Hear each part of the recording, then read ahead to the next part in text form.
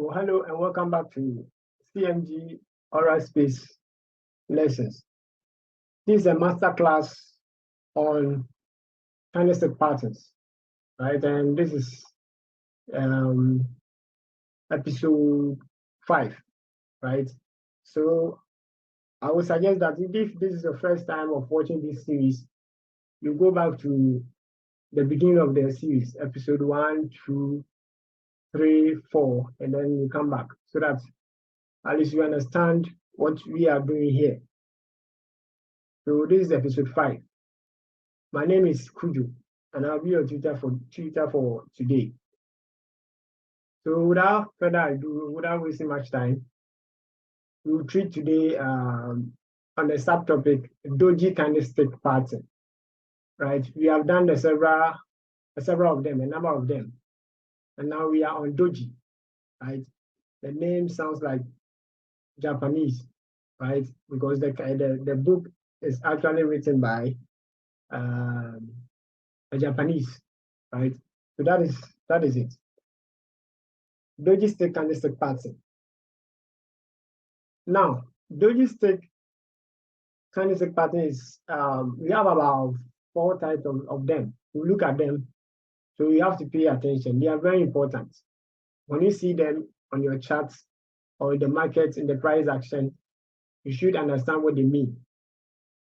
With the 4 examples of 4 types, each of them has impact that they bring to the market. So you just have to take note of this. Now, Doji is one of the most important Japanese candlestick patterns. When this candlestick forms, it tells us that the market opens and closes at the same price, which means that there is equality and indecision between buyers and sellers, right? There is no one in control of the market. So that's what Doji is about. So when you see them in the market, it means what? There's equality and indecision, meaning the fight or the battle between these two parties, the sellers and buyers, are equal, right? The amount of money being pumped into the markets at that time is almost equal to that of the sellers. And this is vice versa, right? So that is what we say equality and indecision in the market, right? The prices opening and closing around the same place, right? It could be the same place or around the same place. So just take note of this. The same could be same as in the same or around the closing and what? The opening. So this is the example here. When you realize market opens here and then closes around the same point or the same place.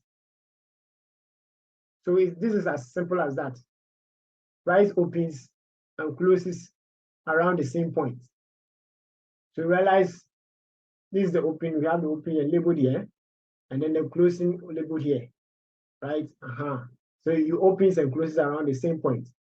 So we have the highest point of the candlestick, and we have the lowest point of that. That is equal. Now, as you can see, the opening price is the same as the closing price. This signal means that the market didn't decide which direction it will take. When this pattern occurs in an uptrend or in a downtrend, it indicates that the market is likely to reverse.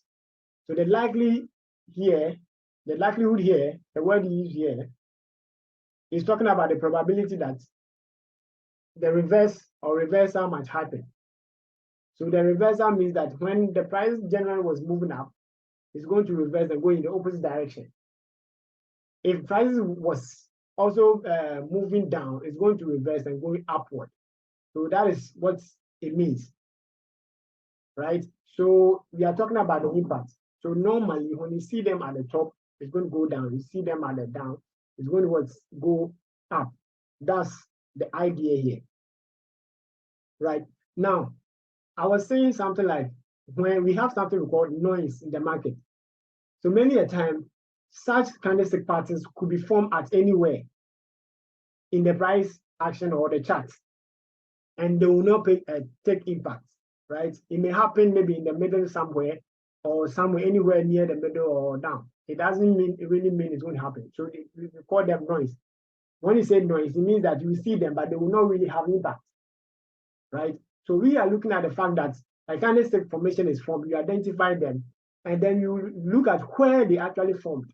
So it is a place that has more impact on the movement, the momentum, the pressure that the particular the sellers could have or the buyers could have on the market. That is the idea. So we are going to move on and then look at some examples below. So this is the doji, right? So now let me draw your attention for simplicity so that at least you can have these things at the back of your mind.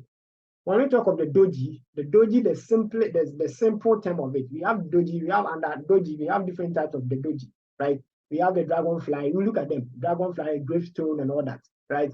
So the doji is the basic one of the dojis.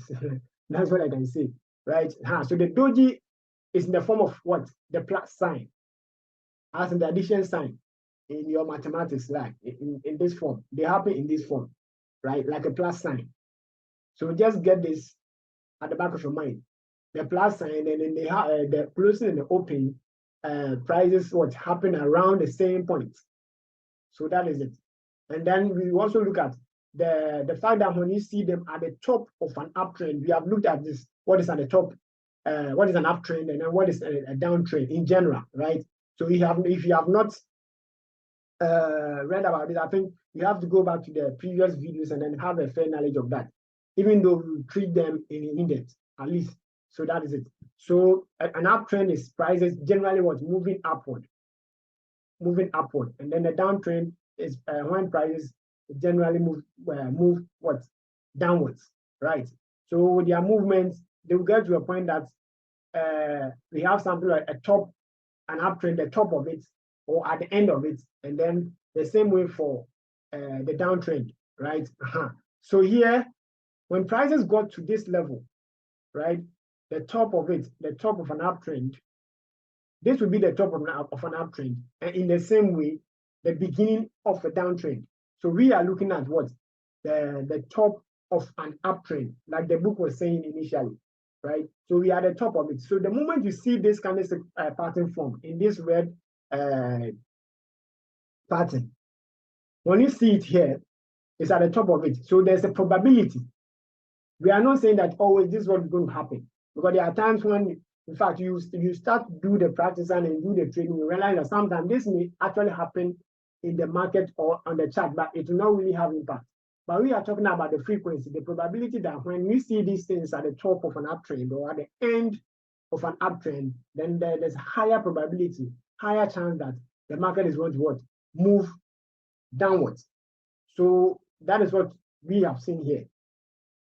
So when you see this, lo and behold, actually the price begins to move down. So that is it. So in the same way, if you see these things too at the end of an uptrend, at the end of at the bottom of a downtrend, the price is also going to move upward. You have a look at that. So this is the uptrend one. Now, the chart above shows how the market changed direction after the formation of the Doji candlestick. The market was trending up. That means that buyers were in control of the market, right? Now, the formation of the Doji candlestick indicates that buyers are unable to keep price higher, and sellers push prices back to the opening price. This is a clear indication that a trend reversal is likely to happen. It's likely. Take note of this. It's likely to happen. Remember always that a doji indicates equality and indecision,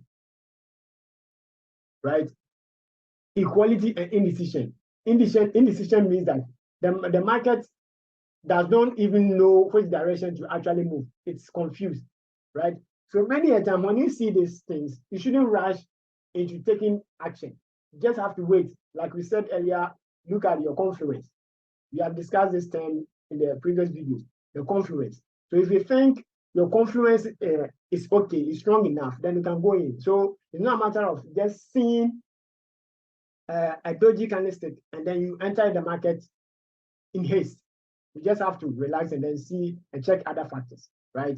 So because there's indecision in the market could actually move anywhere because at the moment it's confused, right?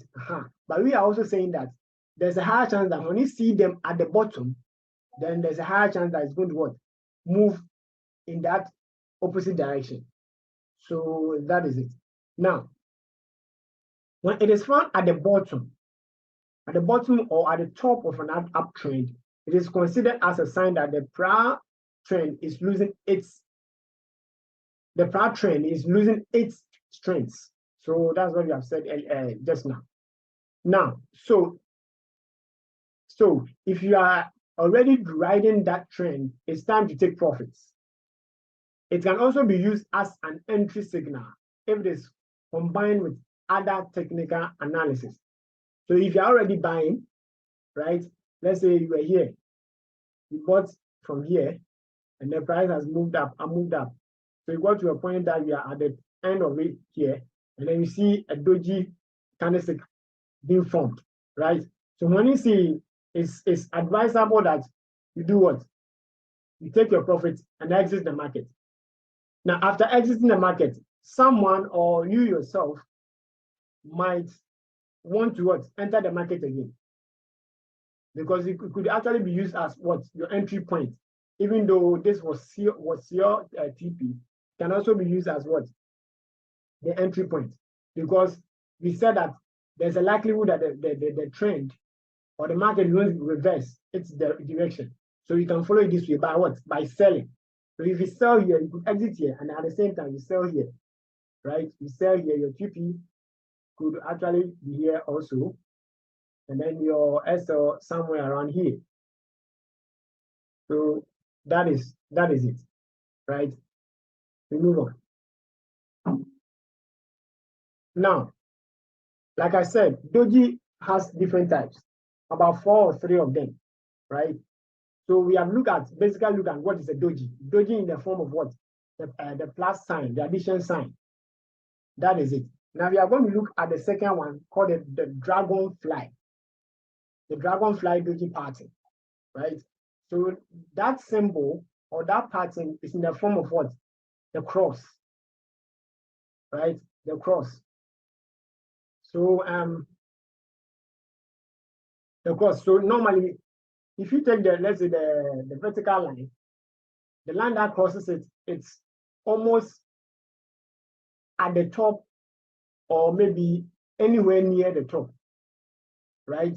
The doji is around the middle, actually the midpoint. And then the dragonfly is almost at the top or actually at the top. So this is how the symbol looks like. You will have a picture of that. You just take note. So when you see these ones, I think you can take the necessary actions. So let's read about it. Now, the dragonfly doji is a bullish candlestick pattern, which is formed when the open high and close are at the same or about the same price. So if you look at it, like I said, the opening and the close, they are almost at the top, right? So the open high and close. The open high, we looked at this already. The open high is around this place. That's where we are saying high, the open high, and then the close. They're almost the same, meaning just at the top, right? And then look at it. Now, what characterizes the dragonfly doji is the long tail. Is a long lower tail that shows the resistance of buyers and their attempt to push the market up, right? So I don't know, I'm sure you know what is a dragonfly. That insect. Yes, so I think the idea was taken from that because they have their wings closer to their head. In fact, just beneath their head, right? And then the topmost of their head is just above. So it's almost close to the top. So that is the idea of the dragonfly. So if you have idea or have knowledge about that insect, I think it will be easy for you to understand this. I think better so you can just look it up on Google. You can search it and then see what that insect look like. So that is it. So what characterizes the dragonfly doji is the long lower tail, right? So they have a long tail. That insect has a long tail beneath it, right? And then the rings around this place, right? And the head around this place, right? The rings around this place. Forgive my drawing. That's a very bad one, right? The dragonfly. So this is what it looks like.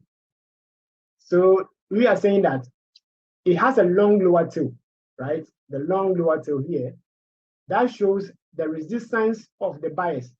When you say the resistance of the buyers, it means that the buyers push the market, even though the price moved down initially with the power of the sellers. The buyers came and resist that downward movement, and then they push the market back to around this level. So that is what it means. And they attempt to push the market up. So this is as simple as that. So have a look at this. This is the doji, the dragonfly doji, right? So this is a perfect example.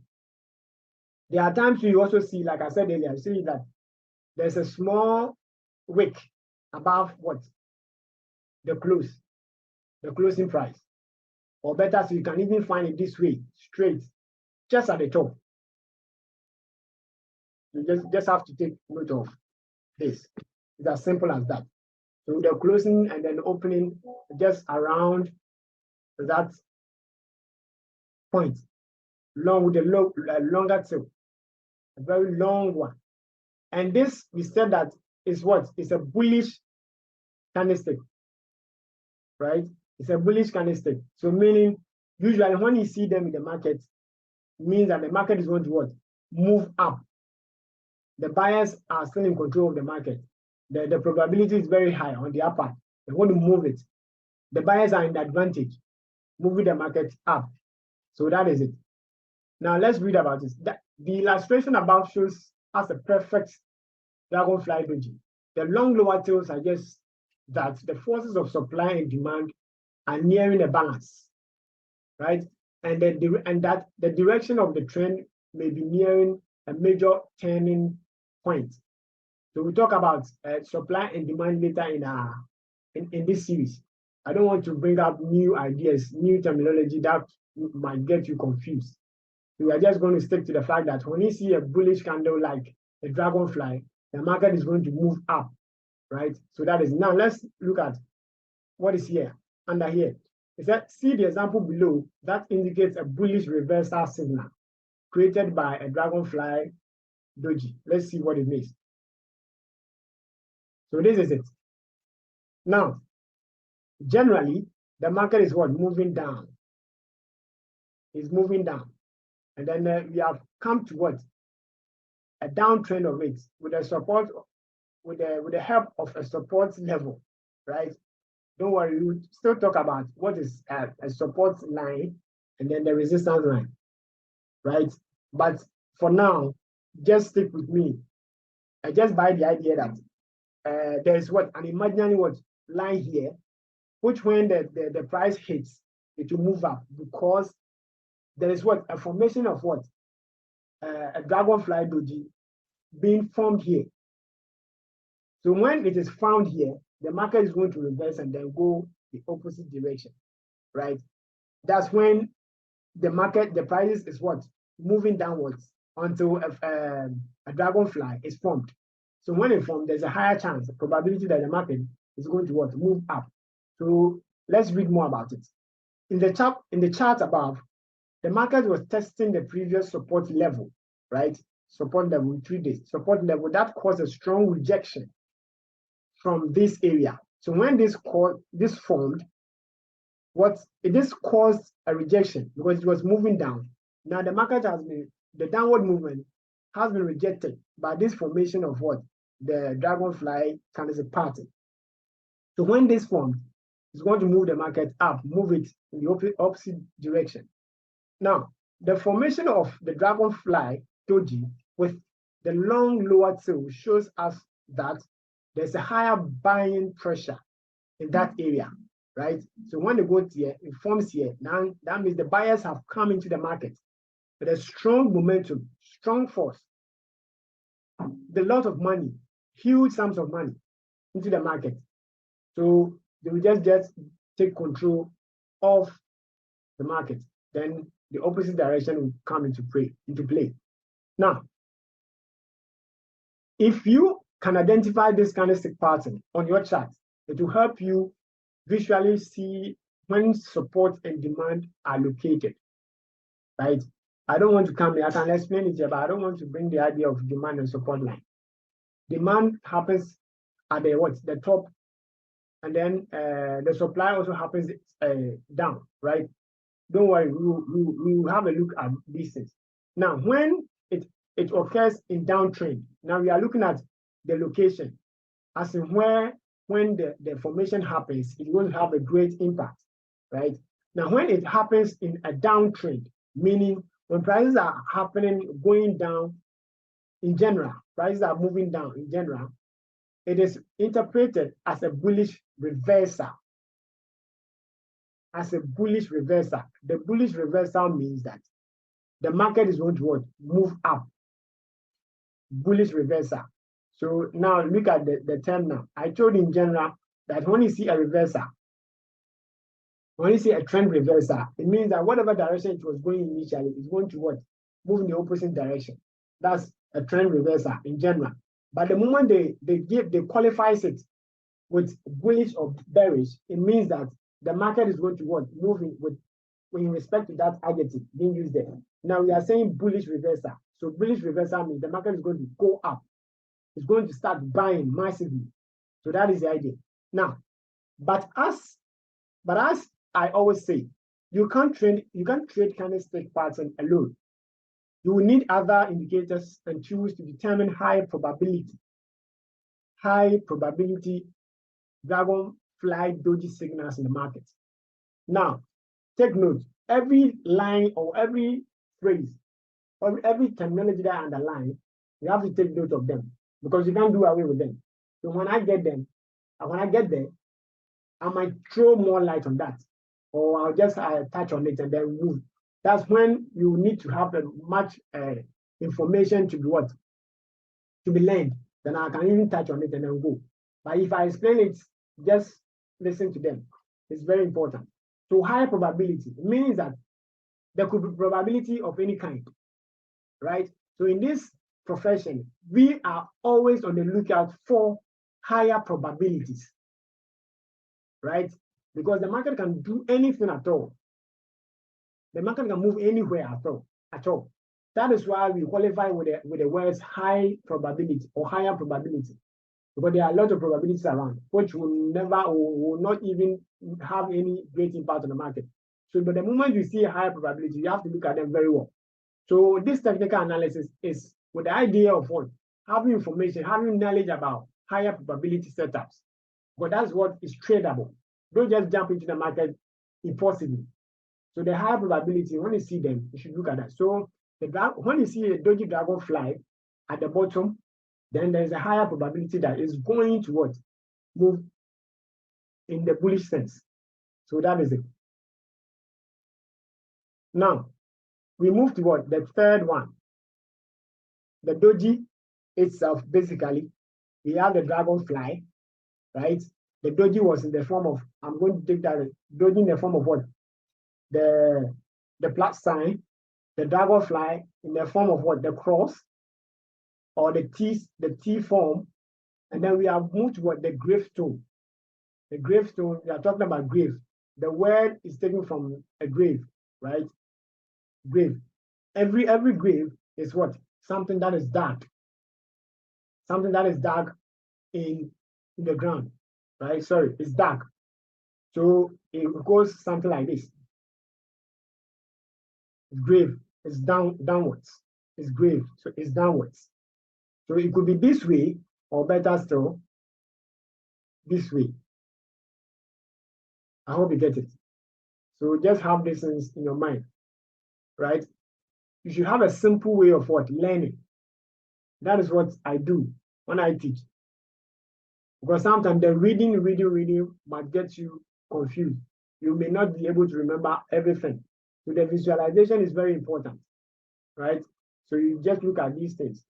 And then the second thing you have to look at is their impact, their location when they are formed, and then what they can actually do for you as a trader.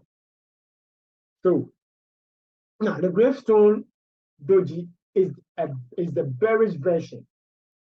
Is the bearish version of the dragonfly doji. It is formed when the open, right? The open and close are at the same or about the same price, right? So this is it. So the market opens at the top. Like we said, if it is a bearish one, don't forget the terms that we are learning. You are always going to add to them. So if you forget one thing, then I think you'll be doomed. You won't understand what is ahead. So we have looked at what is a bearish candle, what is a bullish candle, where they open and where they close, right? So if you have not done that, still go back to the previous videos from the beginning and then go and do that, right? So I'm not going to treat what is a candle, a bearish candle now. I'm just going to, I know you have that idea already. So the bearish candle always what closes, opens at the top. The opening is at the top of that, and the closing is down. So that's what it's saying here. So when the open and the close are the same or are around or about the same price. So that is it. It opens here, just here, and then closes just here, just beneath it.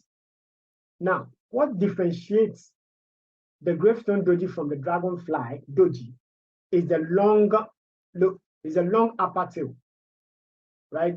So for the gravestone has a longer upper tail. That's the gravestone. It has a long upper tail or upper shadow, we call it, or wick.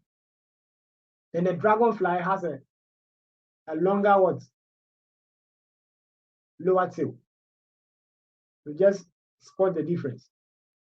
Now, the formation of the long upper tail is an indication that the market is testing a powerful supply or resistance area. We are still going back to the terms, don't worry. So I'll just explain in a simple term. So the formation of the long upper tail is an indication that the market is what? Testing a powerful, yes. So simply what it means is that if you see something of this sort, meaning the market is what? The bears, that the sellers are in charge of the market. They are taking charge, they are taking over from the buyers. So the buyers generally move the market up. So if they are taking over from the buyers, it means that the market is going to what? Move down or continue moving down in that sense. So we have a look at the picture actually. This is it. So the opening, the closing around the same place, right? So it could be this way or this way. So just have that. They only give us, this book gives us this type. But I'm telling you that I told you from the onset that there are points that I have to bring in my own inputs.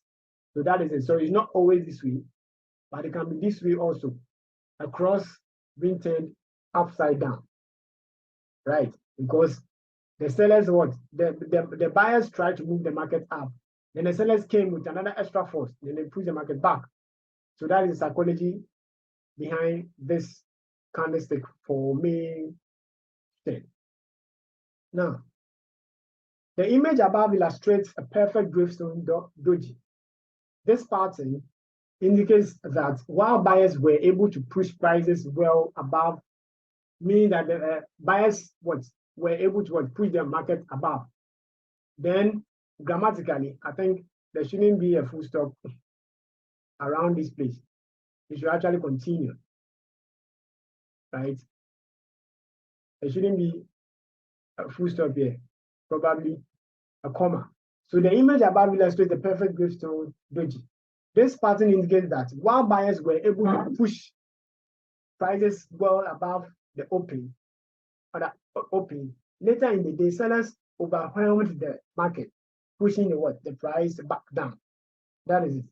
This is interpreted as a sign that bulls are losing their momentum, their power, right? Their influence, and the market is ready for a reversal. So that is the idea. So this is a gravestone. So what it means that we have also seen that a gravestone doji is a bearish candlestick. So anything bearish means that the market is going to move down. And then we also look at the dragonfly. The dragonfly, we said that it's also a bullish candlestick. It means that when we see them, there's a higher probability that the market is going to move up, right? Now, back to the gravestone. Gravestone, when you see them at the end of an uptrend, then there's a higher probability that the market is going to move down because it's a bearish candlestick. It's as simple as that, right? The market was moving up generally, until when it got to the end of an uptrend, this candlestick formed, and then the market reversed, moving in the opposite direction. It's as simple as that. The chart above shows a gravestone doji. That's gravestone doji at the top of an uptrend. Yes, after a period of strong bullish activity. The formation of this candlestick pattern indicates that buyers are no longer in control of the market, right? The market was moving up with the help of the buyers. So the moment that candlestick formed, it means that buyers are losing their power, and then the sellers are coming into play. They're going to take over the market. For this pattern to be reliable, meaning not any time that we see them, we can trade them. They are not always tradable, but we have to look at them from their location and then with the help of somewhat confluence. So that's what it says. So for this pattern to be reliable, it must occur near a resistance level, right? That is it. A resistance level. So don't worry. So let me still have a look. Let's have a look at a general, I think another idea about the resistance and the support thing. We discussed earlier that we have about 3 types of market structure. In fact, 4 of them. We have the uptrend, the downtrend, we have the ranging, and then we have the choppy one, right? So when you talk about an uptrend is something of this sort. It starts from the bottom and then keeps going up. So generally, this is an uptrend, right? So now, let's look at what is a downtrend. A downtrend usually starts from the top, and then it starts moving down, gradually and generally down. So this is what we see. So when an uptrend and a downtrend combine in a channel that we call a channel like this, we call this a channel, even though we have a special name for them. Generally, we call them a channel, right? A channel. So when these 2 types of trends combine within a channel or within some space or an area, when 2 form, we can say that the market is ranging, meaning that it moved up to some points and then it moved down to another point. So we move that it happened. This thing can also happen that way, and then can also do happen this way. So this particular area or space is being chosen by the trader in respect to the time frame that the trader is trading. So this chart could actually be taken from 1 minute chart, right? 1 hour chart, 30-minute chart, or in fact a day, a full day, 24-hour chart. So you understand? So when this happens, we call it a ranging market. So the ranging market consists of an uptrend and a downtrend for a period of time. So that is the idea. So Now, I told you that these lines have special names, even though from the layman perspective, we call them a channel. In fact, they have special names. That we call them what? The support and resistance. So the lines at the top, in respect to the boundary that you have drawn, the trader have drawn, we call it what? We have the resistance, R, and then we have the support. Don't worry, I'll treat this in depth. We take this again, but it seems we are facing the words, we are seeing them often. So I don't want it to be too much abstract. So I'm just giving you the idea of what resistance and support lines are, or resistance and support levels are. So right, so I've explained to you the boundaries, right? The channel, the up and down, then the type of the trends that happens to form what? The support and the resistance, the ranging market, right? Moving up, moving down with some time. So this is what happens. So these lines that are drawn, it is drawn by the trader, right? You pick with the help of a tool. You draw it yourself. It is not drawn on the charts automatically. Indicators are only done that way. You can choose an indicator, and then it will be what? Printed on your chart. But for these lines, the trend line, the supports, and then the resistance lines are actually drawn by the trader. And you don't draw them just for the drawing purposes. They are not for decoration. You have to actually know what you are doing. So that's an important thing that you have to take note, right? So that the bottom line, the horizontal bottom line is called the support, right? And then the resistance is the upper one. So meaning that prices will move from here, it gets there, then it's being rejected, it bounces back, right? It bounces, when it gets to that level, it bounces back to another level. And when it comes here again, the market rejects it again, it goes up. And then once again, being rejected by that level. So that's why we call it. This one is a resistance. So when the price gets there, the price is what? Resisted.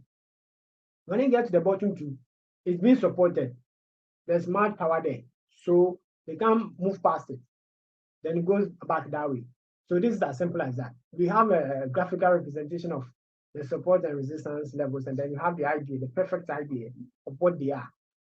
So I think we can continue from here. Now, so I think we can end here for the doji types of candlesticks. Then we move on to the next episode, right? So don't forget to subscribe to this channel.